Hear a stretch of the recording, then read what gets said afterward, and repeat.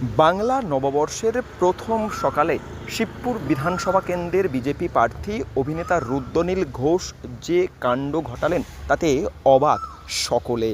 2026 বিধানসভা বাংলার নির্বাচনে বাংলা জুড়ে প্রচারে অভিনবত্ব দেখা দিয়েছে। প্রচার ছেড়ে ঝাড়ু হাতে পথে নামলেন প্রার্থী। অর্থাৎ একেবারে নববর্ষের প্রথম দিন, একেবারে প্রথম সকালে হাওড়া শিবপুরের প্রার্থী তিনি যে ঘটনা অর্থাৎ যে কাণ্ড তিনি ঘটালেন তা কিন্তু একেবারে হৈ হৈ রব। নাম ঘোষণা হবার পর থেকেই চর্চায় শিবপুর কেন্দ্রের বিজেপি প্রার্থী।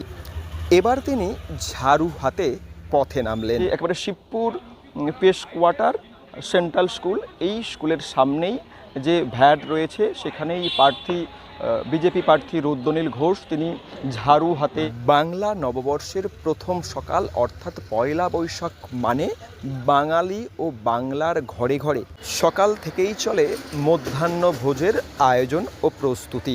তবে এই পয়লা বৈশাখে শিবপুরের মানুষের নজর অন্যদিকে। প্রচার ছেড়ে এমন উদ্যোগ কেন, বিস্তারিত জানাচ্ছেন প্রার্থী।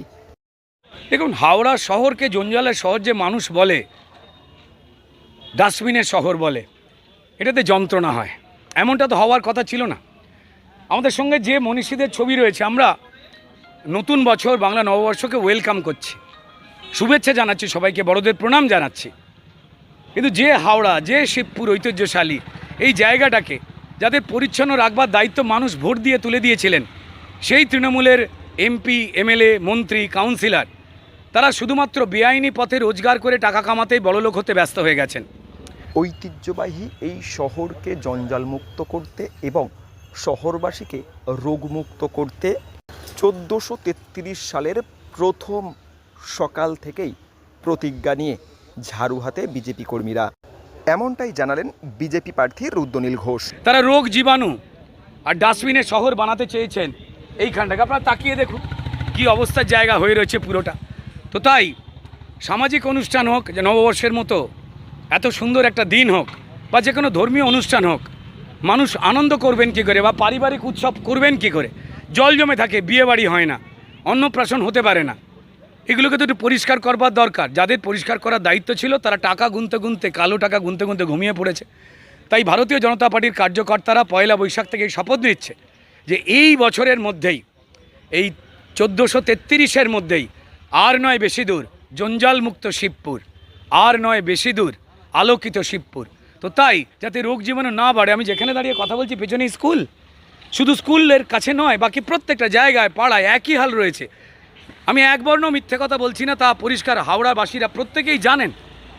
তো তাই আজকে আমাদের নববর্ষের শপথ যে আর নয় বেশি দূর জঞ্জালমুক্ত শিবপুর, আর নয় বেশি দূর রোগ জীবাণুমুক্ত শিবপুর।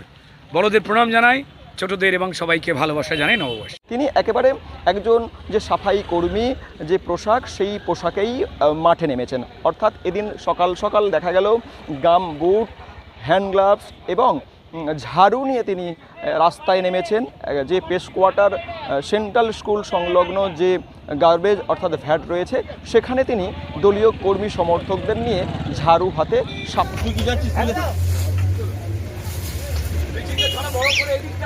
হাওড়ার শিবপুর থেকে রাকেশ মাইতি, লোকাল 18 বাংলা।